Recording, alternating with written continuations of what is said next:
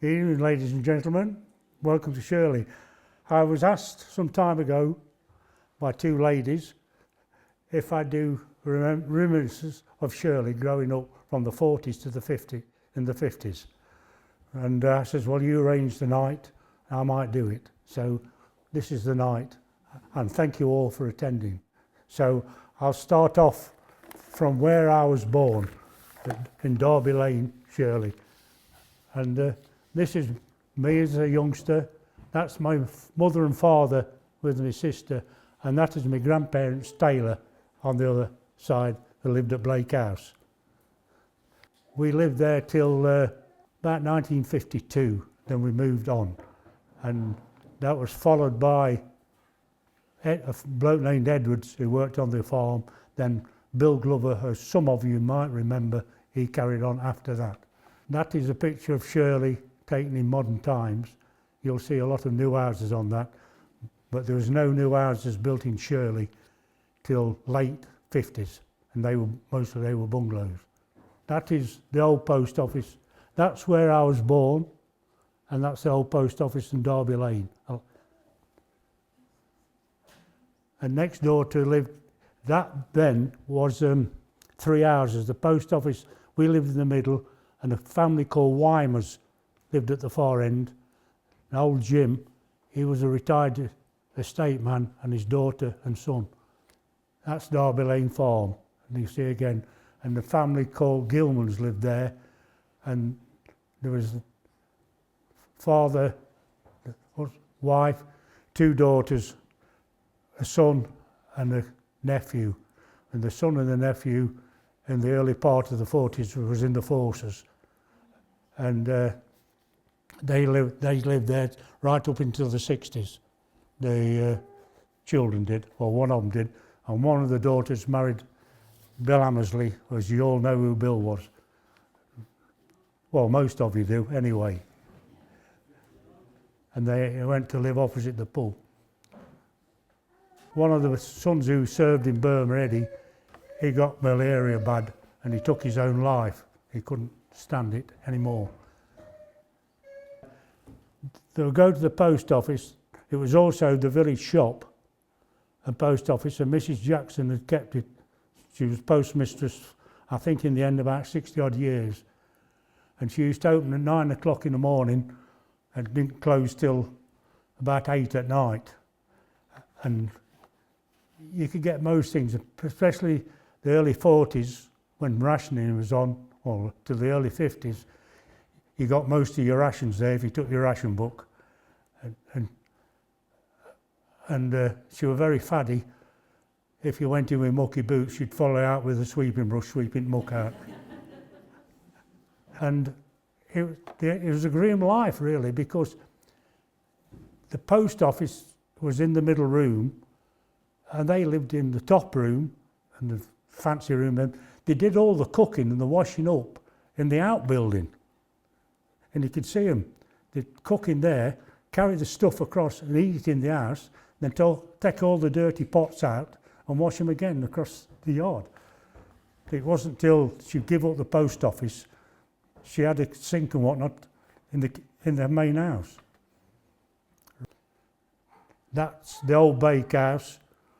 At one time, the post office used to bake their own bread.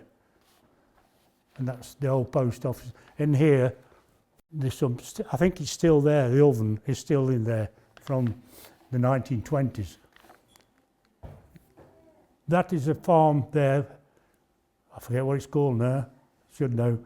A bloke named Fred Hill lived there, and he had a little farm.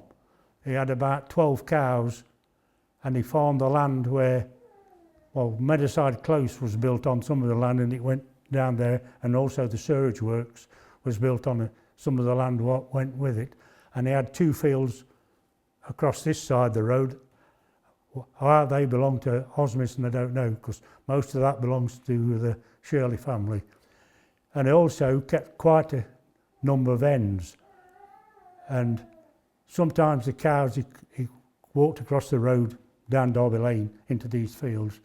And also he ran a taxi business. He had a great big umber, and some people often take them up to the main road, either Ruckerstones or Shirley, and if they wanted to catch the bus, save walking up the lane and whatnot.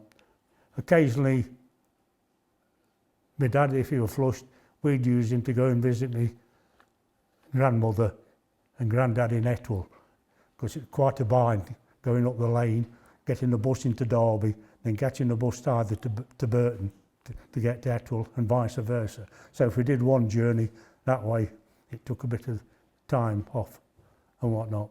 And also, he encouraged us kids to play football and all sorts. Fred Hill did. That is a general view of the village, some old photographs. It hasn't altered much, if you look at it. That's another one of the old village. That is Mrs. Jackson. This is taken, you can tell by the cars, and that's, what's it, wood. He ran a, what's it, greengrocery. I think Ken's great uncle, into Ken. Yeah? Yeah. So it's outside the Saracen's Head. If you look up that way, that scene hasn't altered much. The only scene, well, I'll tell you later, the only scene what's altered when you have a look at the pub. This is earlier pub.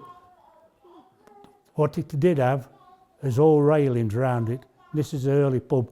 I can't remember them trees, only these two trees at the end, what are there now.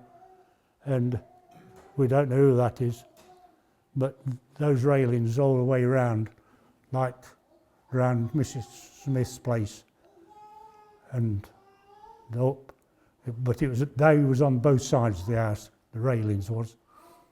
That then kept that was a bloke called Joe Brown, and he was like Lord Mayor of Shirley.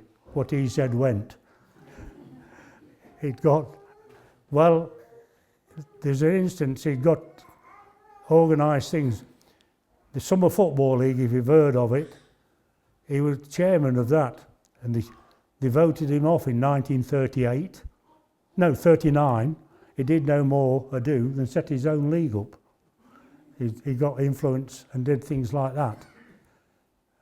And they got a spirits licence, and I don't think you could get a spirit there. All he got was beer. But he was very good to the locals, because if a stranger went in and asked for a pint, he was told, you can only have half. And he also at the pub at that time, he kept about 10 or 12 cows. So, and there was no access for fields. One field was where I live, another was down Ollington Lane, and another was Derby Lane. So every time they took the cars out in the morning and at night, especially in summer, the cars walked down the middle of the village. So there was a bit of a mess sometimes. And he had a son and a daughter. Joe carried on, and Mrs. Brown, she carried on for a long while, and Joe lived with her. The daughter married a bloke named Charlie Leach, and the son, I think, lives at Wyson now. Yeah. And that's a modern view of the pub. And to follow the Browns in, I think he left in 53, a bloke named Bob Cox took it. The estate sold it to Hein Coop and Allsup, and Bob Cox come in as tenant, and he was there right up into the 80s. So he didn't change hands much them days. That's the back of Blake House. That's where my grandparents, well, my grandfather, I never knew my grandmother, but my Uncle Bill lived there, and my Aunt Edie, and my cousin John, who worked on the farm, and my great aunt Francie, who come as housekeeper to my granddad when my granny died. I spent a lot of time there, especially before I went to school. Before I I attended higher up. My Uncle Bill lived there he was born there and he lived there right up till he was in his 80s by himself at the end, and then the estate sold it and Robert Holsebrook lives there now. That's cottage from that view, both views. When I was a kid, a bloke named Kirtland, Jim Kirtland, lived there. It was once as big as that. And he worked on the estate as a fencing and draining, and he had a daughter, and she married a bloke called Ozzie Morley, who was then. He worked on the estate as a bricklayer and did all the old repairs and whatnot to the houses on the estate, and also converted a lot of the old cow sheds when the farms went to tested in the 1950s. Two or three, and then after Kirtland's, they kept it a while, the estate did, but I think they sold it. John Foster was the first to buy it, I think, who lives there now. And rightly, that is the old rectory farm, as they call it. This is an interesting place. This used to be, I can't remember, but the old lads used to tell me, there was also the butcher's shop there. And I don't know if they're still there, but a bloke named Ern Goodall lived there with his wife and daughter as I was a kid. And of course, we used to go there, and they've still got all the rollers and all the stuff in this end, what the slaughtermen leave to with the cows. And but he saw him a bit, but he ended up in the army. He ended up in India. When he come home, the farm across what they call the rectory, the rectory, he took the land on with that and the cows. But what he did, he still milked across there and carried the milk across on a yoke and cooled it on this side of the farm. So he was there right up until the 60s. And the daughter, she married a bloke named Goodall, and if you ever went in the market hall at Derby and saw Goodall's poultry, she was the wife of the bloke who ran that. Right, next one.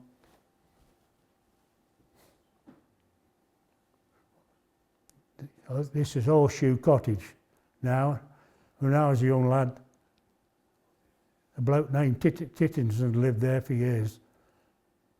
He worked on the estate, Shirley Common Farm, a tractor driver. Tom did, and his wife, and she died about 53, 54, and Tom lived for long enough by himself. He did have a son who visited him occasionally, but I can't remember him living there, and he also served in the army during the war. You'll notice there's railings still around it, and well, there was then. And I'll come on to why they was good to us, the railings. They were an old family. I think they say some of the Tittertons emigrated to Australia. This is opposite now. We moved there in 1952. Me and my dad, my mother and my sister, and my younger brother was born in 53. And we moved there, and we was one of the first people to have a bathroom and a water toilet. All the others, it was tin bath or a bucket or earth closet in the garden. We had a tin there, we had a water closet, toilet. I lived there till I got married in 69. but spent many time back there. And Dad and Mother, I lived there till the 1980s, then it got sold, and it had previous people living there now. And also, as a kid, the first person I knew was living there was a bloke named, he was the head forester on the estate. Then Whitton's moved in a little bit, then we followed. So the next one, please, is the cottage up the back. I just can't remember who lived up there, but the person didn't live long. But the person who lived there a long way was Laurie Green, the old Shirley family, and a lot of you perhaps remember him down at the sawmill. But he left there in about 60, 61 and went to live in Osmison in a bigger house and whatnot. It's changed hands a time or two since, and I think a holiday cottage or a holiday let now. That's next one up, and a lady called Doris Ellis lived there when I was a kid, and she married to Tom Shepherd, and he was away in the forces. He managed to survive. They say he was a rear gunner, and he managed to survive. And when he come out, he started delivering papers and insurance, and they stopped there right up into the 60s. They did adopt a girl, but what happened to her, I do not know. I do know the person who lives there now, and I think he's in here tonight. So, the far end was there. There was a family called Taylors lived there, no relation to us. They say they come down with the Walkers when they come from Lancashire to Osmison Manor. But the wife was Warner, which is an old Shirley family, and they had two sons, which were my age, and they both passed away by now. Yeah. Harry, he was a keen sportsman and encouraged us kids to play sport, especially football and cricket. Yeah. That there, the bloke lived there, was Frank Harrison, or Dusty as they called him, and there's a monument in the back of the church. He was sexton and verger, whatever, the church for 60 odd years. And when I was a kid, the church was heated up by a coke fire under the font it is now. The chimney's still there. The iron pipes have just not long gone. And he also sat in the cupboard there and blew the organ. But when it went electrified, he still went and sat up there. And digging graves and everything. He was still digging them well into his 80s. And I know when I was living across, I come home one day and he was struggling. I went and helped him to fill one in. And he gave me half a crown for helping him. It's called Dusty. I think he worked down at Shirley Mill when it was milling. That's why he was called that. And he lived there with his wife and his sister-in-law. Yeah. He didn't like fireworks when those kids were knocking about. He used to stand at the bedroom window with a bucket of water ready to chuck on it. Because we'd do things like that. Right, next one. This is a posh house up here. Quite a few. That's what it used to look like years ago. It's altered now a bit.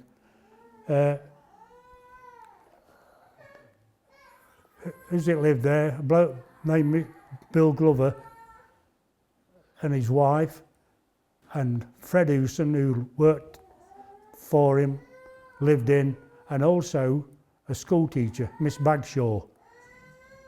She lived in across there.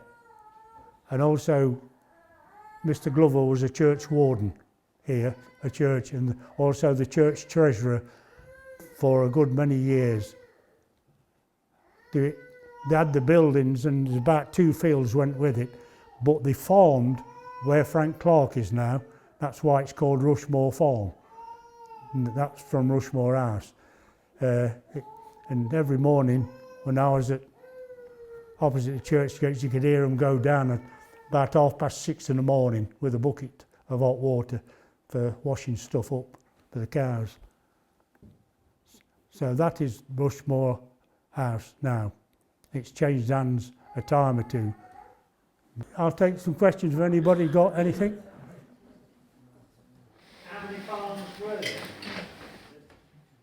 There was in the teens, about 60 or 70 acre farms. We used to get a living off them.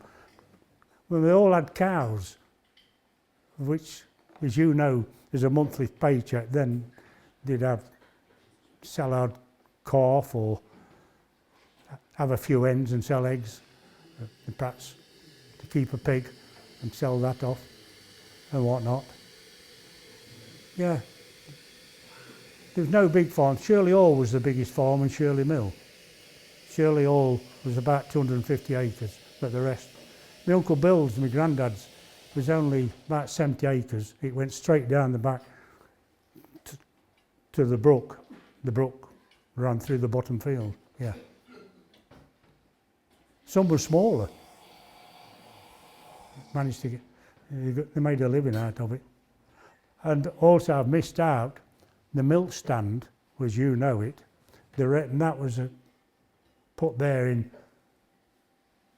during the First World War, just after. And some farmers hadn't even got a horse, but they got 2 or 3 cows and could fill 1 churn. So they used to take it there, put it on there. Then somebody had come either from Brailsford Dairy or Tutbury Dairy and collect the milk till later years. Then the individual people fetched the milk. I think Express Dairy, they collected Gilman's and Glover's.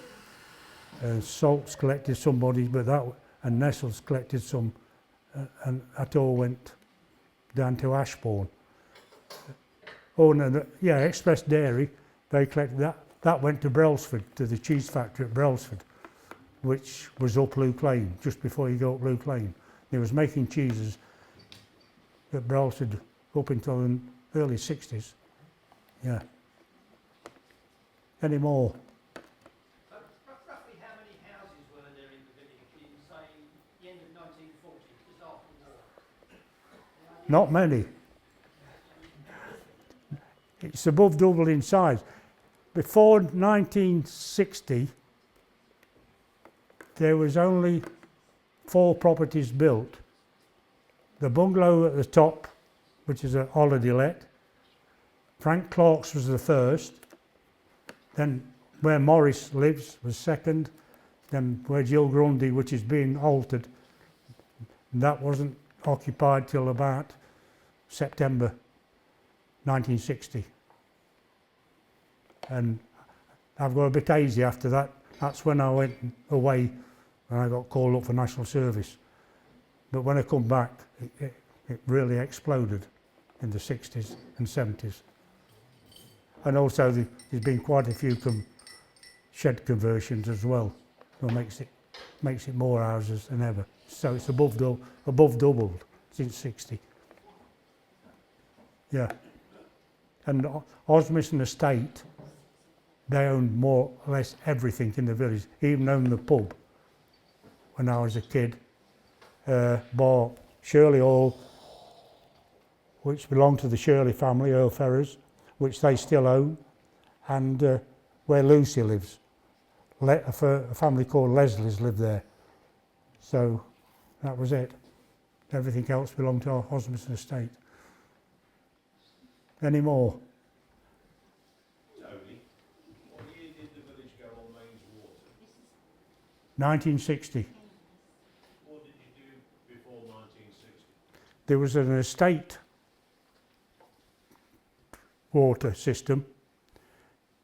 I think I'm right.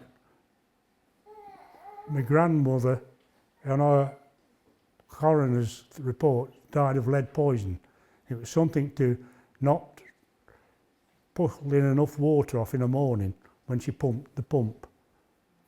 So the estate erected a reservoir up against Swallows Flight there, and they pumped water from Shirley Mill up to the reservoir.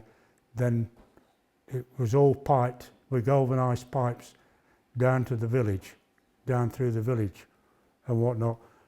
And one of the things I know, that there was no, when we moved across the road, my dad had said, can we have a bathroom? And he said, no, we can't put it upstairs, there's not enough pressure to shut the water up, so we had to have it downstairs. So that all this water, and it was not Severn Trent then, it was South Derbyshire Water Board. There's still top somewhere with SD Derbyshire Water Board on. And also at the same time they put sewerage on in 1960. And outside your house it's 9 or 10 foot, so they can get them bungalows past you. And it goes down the Oller and round Back Lane.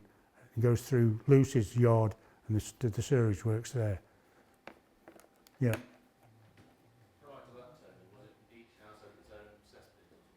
Pardon? Prior to the sewage mains being put in, how was sewage dealt with? Was it a cesspit in each garden? Well, mostly it was a bucket or an earth closet. Both, yeah, mostly that, and down the drains. Yeah. Yeah. Has the pub always been called the Saracen's Head? Yes, that's part of the family to do with the Ferrisers, or the Shirley family. And one of them fought in the Holy Wars. Yeah. Any more? Was the beer good then, Tony? Pardon?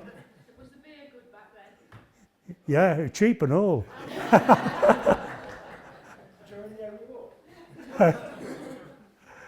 Yeah. Whose did they sell? Pardon? What beer did they sell? All sorts with Joe Brown. Come from Burton, but then I don't know. He used to sell what he could get. It could have been Stretton's. There was a pub sign in the front, Stretton's, but ain't out broke. But then Allied Breweries took it on. Or Hein Coop, you got Double Diamond and all that. Yeah, and it was quite busy. We have got the Bob Cox's daughter living in the congregation tonight, and she'd perhaps tell you more than me. Yeah, so it was, yeah, when he took over it was quite busy. It parked out on Friday night, Saturday night and Sunday night, it was very full, and they just sold beer and spirits, that's all it sold. Any more? Pardon? Yeah, pickled eggs, you might add that. Okay, that was later on in the cheese cob. Yeah, they thought that was great. One of the first people to do a real meal in a pub was Barry Peach when he took on the ostrich in the 60s at Longford. He started getting chicken nuggets and chips, things like that. And he was one of the first, yeah, around here. Those are photographs of Shirley School. This is one of the earliest. This is how many taken in the 20s, 30s, all them. This is just after, you can remember the yew tree, not had the break taken out of it. I'm on there, there's not many left. There's Harry Taylor's wife, and Harry's here, that's me, that's Colin Hill, and you'll perhaps remember Jill Grundy. But there's nobody left in the village on it now, and that's taken in about 49. I'm on there on the back row, there's names on them. The school was established there, and when I started in 1944, there was 2 teachers. Mrs. Gilman, or Miss Scott as we had to call her, although she was married, and there was a bit of scandal at the time because she married one of her pupils. So yeah, the French president's got nothing on Shirley. And she took the seniors from about 9-year-old. You didn't leave school then till he was 14, unless you passed the 11 plus. And I've mentioned her name before, Miss Bagshaw. She was the junior school teacher. And the school was divided off with a big screen with the doors in the middle. And at winter, Christmas time, you could fold them back, and we used to put a stage in and have a nativity play as well then. I think Jill Grundy was about the last person, and Dickinson next door to her, was the last two to leave at 14. Ashburn Secondary School and the grammar school, the secondary school was built, and the first person, as I know, went was Colin Hill, and he did 12 months, and then they put the school leaving age up to 15. Then I went there in 1950 and left in 54. Also, the school was used as a village hall and everything. They used to have dances, socials, and in winter time there was at least a whist drive once a month, if not two, and a very big one round Christmas, what they call the fur and feather one. Either football club had it, the church had the whist drive, the proceeds, and the ladies made a few sandwiches, weren't much, mostly paste, and then days got the rationing, and you had a cup of tea. Sometimes there'd be 20 odd tables, which would be nearly getting on, big ones, 80 people, or sometimes there'd be only 10, 40 odd people. But yeah, New Year's Eve they used to have a social and dance, then go to midnight mass at the in here, in them days.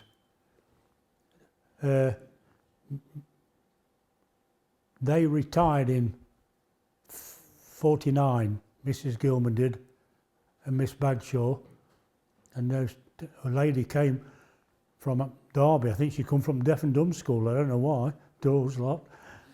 But I was only there about a term before I went to Ashburn, and she didn't stop long.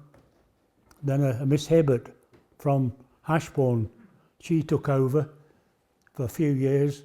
I think she got married and emigrated to New Zealand. And then Mrs. Smith, she's on the far one, she come over and went to live at Rushmore House till the school closed in 61, I think. So, yeah, it was the centre of the village. And also the school playground, that was used a lot, especially before Summer League started. Blokes used to play up football most nights, practising getting ready for the Summer League. This is a schoolhouse, what's not been altered. It's registered conservation area. Mrs. Gilman, what caused trouble, the education let her stop until she passed away. In the 60s. She was quite a strict old woman. She used to do you twice. If you'd done something wrong at school, you got punished. Then she'd wait for your dad coming home, you know what time your dad, and tell him, then you got another one. And Miss Bagshaw, she got a nasty thing. She got a knuckle somehow. And if you did that wrong, you got that in the big back. And that hurt, I tell you. So we weren't all angels. But my cousin lives there now, and it's preserved. We all know this, and these some early photographs. There's one here, very early. There's no clock on. The clock didn't get put on till about 1904 to do with the coronation of Edward, Queen Victoria's son. There's a brass plaque in the washroom with it on. There's some fancy gates on there somewhere. That's an old photograph. Here, we used to have Trent buses, used to put a timetable there. And that one's later when they was raising money for the church roof. We had you could have a ride in vintage cars. And as you know, this place, I'm talking out to 60, it's been altered a lot since then. The tower wasn't built till 1800s, middle 1800s, and also the North Aisle. And also where I'm standing, in about 1840 odd, they took out a Norman arch and expanded as it is now, which would have been quite well known now. And also the churchyard, that's been extended twice. This is the old rectory next door. Our first know there, I think family named Cockrams lived there and farmed the farm round it. But they weren't there long before they moved to Wormsley. Then we had a vicar, Canon Cooper. He came there with his daughters, and he was the last independent vicar we had. And his daughters ran a Sunday school, and the Sunday school trip was to Buxton, and tea in the tea rooms up there. But it would be nice to now used to bus us down to the railway station at Ashburn, and we used to ride on the train to Buxton. It'd be lovely now, which is the Tissington Trail. And I think we went to about 2 years on the trot up there. Then, after Cooper died, a bloke named Baines come, and he was the head forester on the estate, but he left. And then Whitton's moved from across the road to there, and they stopped there till 1960. So then, in between, the Ern Goodall, which I mentioned before, he had the buildings and farmed it, and his cows come out and up the road right into the 1960s. So that was that. Then it got sold early 60s. These are the three cottages opposite the pub. They was owned by the estate. The top one here, that bloke Mr. Yeoman's there. He was the last time we had the lengthman on the roads. They were better well kept then than what they are nowadays. And the send room, it had been, that used to be what they called the village reading room. There was an extra door on the back which has been bricked up now. The middle one, a bloke named George Howe, he lived in that. He worked at Osmondson Common Farm, and his wife was cook for Lee's. And the bottom one then was Jack Russell, his wife and son Ken. But in them days, during the war and afterwards when things were tight, they both did a bit of cobbling. You could take your boots or shoes and have them mended there. And that's the end of that there. Now they're still occupied with different people now. They've been done up and whatnot. And that's the other end around Derby Lane. And that's most of the old part of the village. If you want me, I'll just go round Back Lane, which I've got no photographs of, which is another main part.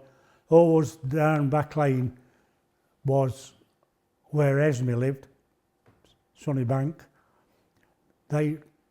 Woods, her maiden name was Wood, which is a relation to Ken. They'd lived there as long as I can remember there. And George, at the time, he worked at Express Dairy at Brailsford. Opposite there, the row of four, the first one was Mrs. Hewson. She lived there by herself more or less, but the lads come, when they come off the farm and they lived there, the three lads, Fred, George and Harry.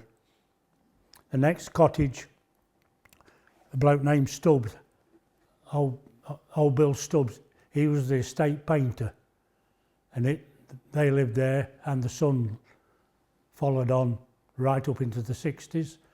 The far one, the next one, the bloke worked on the estate, I can't remember his name, but in Needham's, Rosie, as you know, have all have heard of Rosie, she came there in about 51, 52 from Yew Tree Cottage down the lane.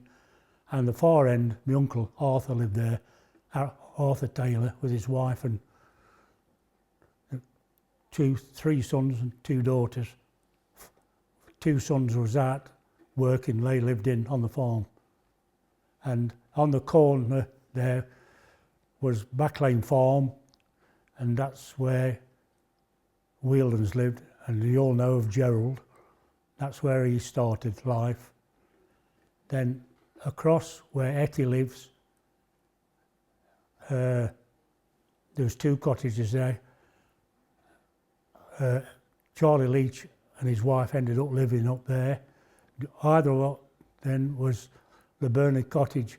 A bloke named Neville lived there, and his wife and sister and whatnot, and he delivered papers in the early days there.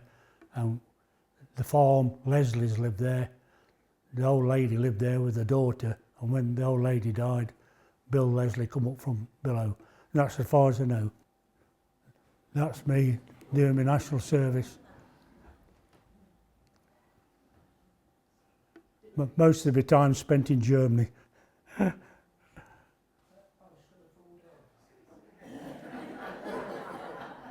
Good job that pole's there, isn't it?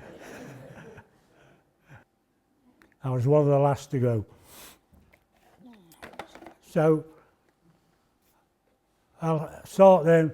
Well, that's taken here. So the early days of growing up in Shirley, it was hard because there was rationing, and we had to, all rationing was done from the post office, but they had a fair system of delivery. There was mostly a baker at least 4 times a day, not the same one. They had a butcher at least 4 or 5 days a week, not the same one. And yeah, and no greengrocer, that was later. And a milkman, Osmondson, it was not Gilman, it was a bloke named Arthur Hill. And you didn't get milk bottles. He brought it round in a churn and he emptied it into a big bucket, and you provided a jug and he measured it out with a pint, where's it into the jug, and that's how you got your milk. And Monday, there was 2 bakers at least. Andy Crawford was one from Brailsford, and the co-op. There was a co-op shop at Brailsford on the corner of Church Lane and Main Road. There's nothing now in Brailsford. And they also come in the middle of the week. And Fred Alsop, another baker from Ashburn, he come on a Wednesday and Saturday. Then the butchers, there was Jimmy Coates, I just forget what day he come. He out at Brailsford, the butcher's shop in Brailsford. Co-op, they come. Purdy's from Ashburn, where the Cheddar Gorge is in Dig Street. They come Wednesdays and Saturdays, but on a Saturday, they weren't very early. Anything up till 10 o'clock at night before he delivered. And Co-op and DeVille's, they had a shop where Sellers is, the jewellers in Victoria Square at Ashbourne. So we didn't do too bad for that part. Papers, Neville early years bought it. Later on, Tommy Jackson, he worked in Derby on the GPO, and he started bringing the Derby Evening Telegraph, and gradually he worked up quite a few. So he used to have to, he kept that till later on, till it's all in one. Till Tom Shepherd took over. That was the papers delivered. Then also, during there, we had Indians walking around the village. That's taken in about 1943. That's King George VI inspecting them at Shirley Common. And they were inspecting them. They was on against Shirley Common Farm, looking down towards Shirley Holler. And also, there was remounts, they called them, horse battalion, stationed on the polo ground, but they had a field down Hollington Lane. It's still called the Army Field, and they used to come through every day with a dray, with a bit of hay on, and some corn, and go and feed them. They did have about 20 horses in a big field down Hollington Lane. Do you know why the Indian soldiers were here? Yeah, they reckon, I've only found out in last year or so, they was cut off. They'd come from somewhere and it was in France, and they got, when Dunkirk was taking place, they was cut off somewhere in the south of France, I read, and they managed to bring them round here and put them there. They was only here no more than 2 years before they went off somewhere else fighting. Yeah. Was there barracks then? No, they just lived on wood nuts or on the canvas. Yeah. Well, I don't know whether that's all there. What I do know about that, I wasn't very old when that come. It was all top secret. What happened, there was a word come down from Shirley Common to the school, as King and Queen are coming today. All his children are invited to go up. I found out what they did, Shirley Common, they got the drays, what they had for the harvests. They pulled them up at the back of them and let the kids stand on them so they could see the King and Queen. Was this during the war? Yes, during the war. That's about 1943. Yeah. Yeah. I think the English officer, he was in digs on Rough Lane, in a house in Rough Lane. Yeah. Yeah, it was hard. Yeah, a lot of... My father, I never saw him for 3 years. He got called up late in life. He was in his 30s, and he ended up in India. We didn't see him. He didn't come back till late 46. Because of the trouble in India. Yeah, there's quite a few servicemen. Luckily, there was only 2 got killed. Yeah, one was one of the Hewson brothers. He got shot down over Berlin, and the other one was a Warner, and he was on that nasty railway in Thailand. Is it Thailand, Vietnam? Yeah. This is Shirley teams from the end of the war, right through till mid 50s. The early ones that was in, who had to play in Joe Brown's league, because he said so and he ruled it. But the far picture, Joe had died and we went back in the old summer league. The summer league is nearly 90-year-old. My father was one of the founder members, and he was made a life member, and he's here on this photograph here.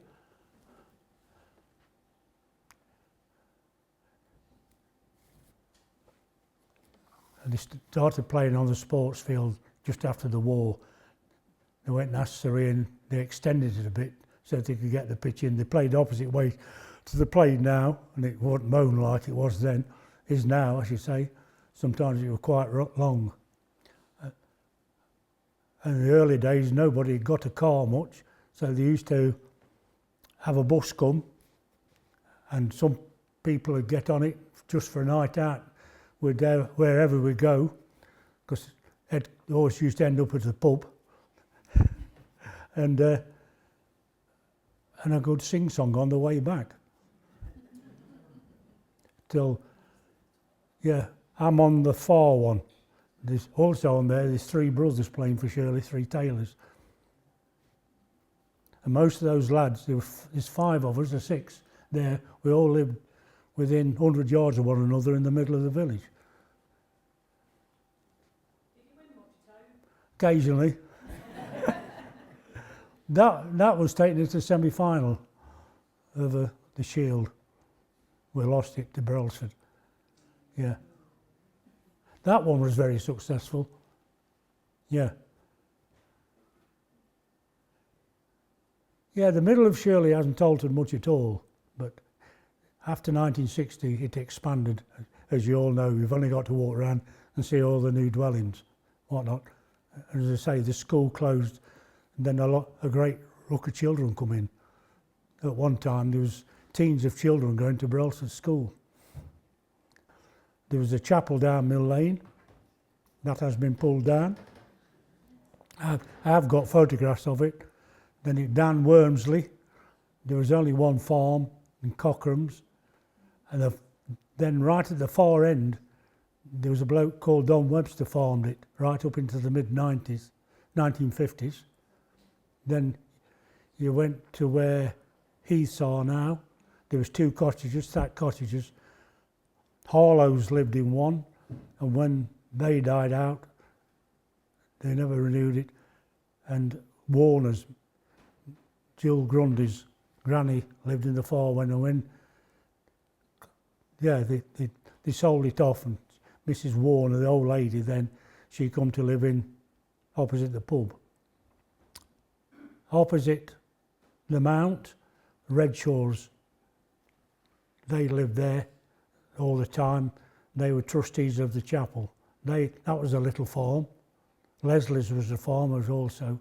Wormsley. Then Shirley Mill, bloke named Hand. He farmed it, and in the 50s, middle 50s, his son took over, Owen. And George and Harry Hewson, they were farmhands, and they lived in. And opposite was Tom Mellor and his sister and mother. The Mellors had been landlords of the Saracen's Head in the early part of the 1900s.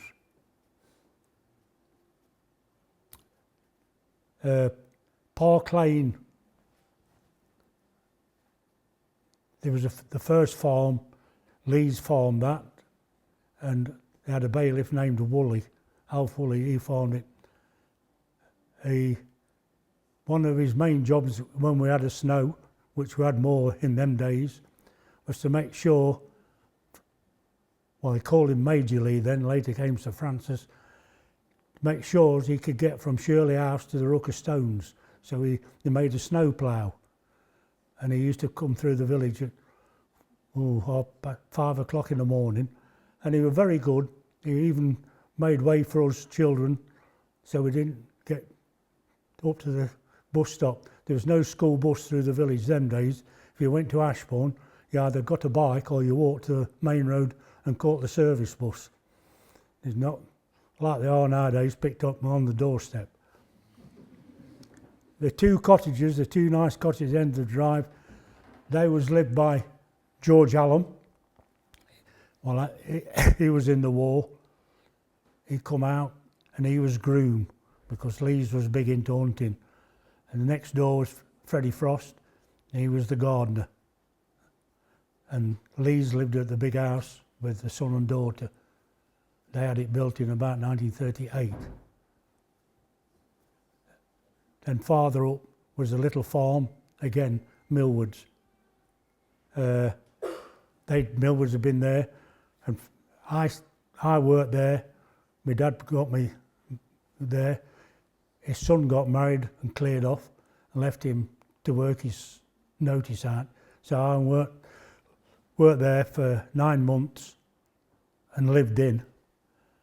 You got no milking machine, so to do the milking by hand, but I was allowed to drive the tractor because he couldn't drive it because he'd been injured in the First War and got a wooden leg. Then the Shirley Hall, that was farmed by Jeff Bowler all the while, right up into the 60s. And he employed 3 full-time men and 1 part-time man on the sides of the farm. Then there was Shirley Vicarage. That was lent out. And a bloke named Brigadier Harvey, he was there with his wife, and they was good to the village because there was 2 children, Peggy Green and Derek Taylor, past their 11 plus during the war, and they kitted them out in the uniform to go to the grammar school. Then Shirley, the top corner farm was Chadfields, had been there for years, and Maskery's, that was a little farm, both of them little farms. Maskery's was only, doubt whether it was 20 acres, but they got a living off it somehow. Then there was Shirley Common Farm, which the Walkers farmed. There'd be at least 3 men. There was the big house up there. There was Tom Hayes and his son-in-law and another bloke lived in all the house in different parts. Plus 2 men out of the village I know who worked there. That was a big farm. And the other parts of Shirley is brickyard cottages. Where the last, I just forget what the last brick maker were. They stopped making bricks just before the war. And there's a firm, Gilman's lived next door. Then in the bottom was Redshaw's, and that's where Ada Redshaw lived with her mother and father before she moved eventually down into the village. So that's most of Shirley covered, bar Shirley Lodge, which is right out in Shirley Old Park. I don't know who was, I know Goodall's, a family of Goodall's at Shirley Lodge. So that's all what was up to 1960, how Shirley was. Thank you all for listening.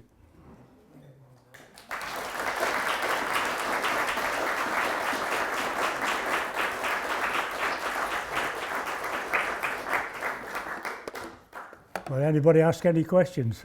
Yeah, tell me, was it the mid-80s when we had to raise £100,000 for a new church roof?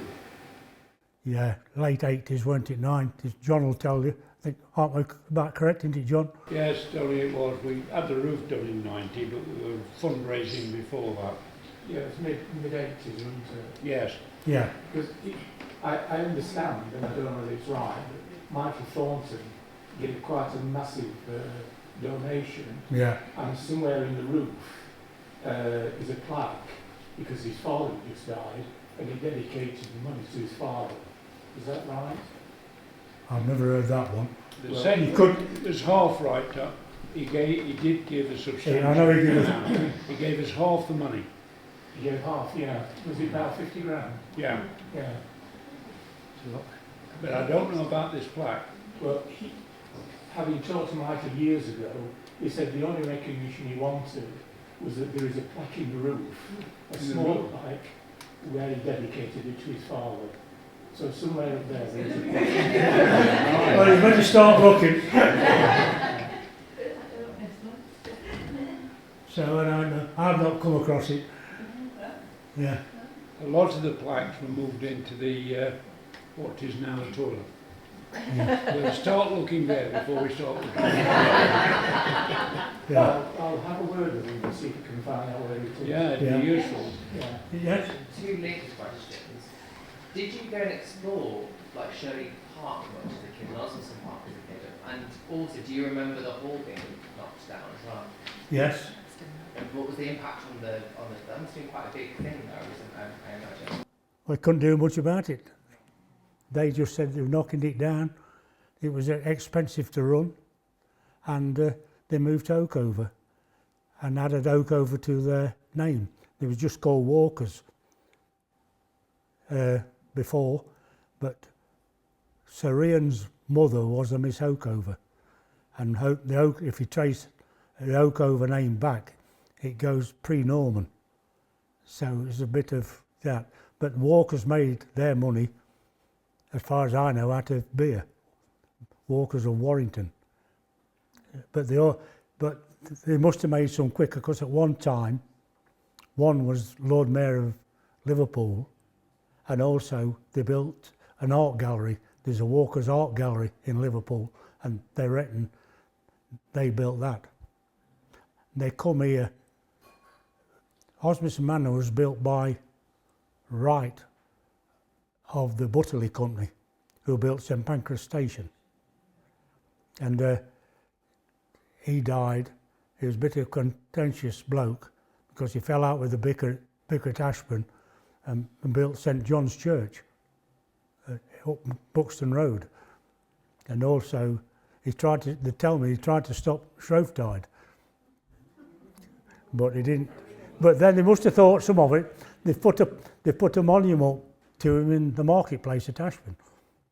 But he died, and he passed on to his son, and his son sold to Walkers. But there's a book, if you get, the people at Osmison wrote a book, The Millennium on Osmison. If you read that, it was a big estate. The polo ground was what it was. They played polo on it. And there was everything, yeah. The sawmill and the blacksmith shop all down, there was all working. The water wheel drove the sawmill. And all those lakes are man-made and whatnot, yeah. Tony, do you know how many jobs were lost at the time of the demolition of the Osmaston Hall? Well, yeah, there was quite a bit. Yeah.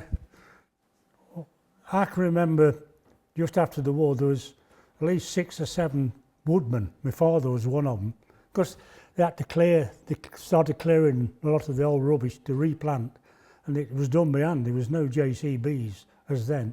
It was done by hand. They even had prisoners of war.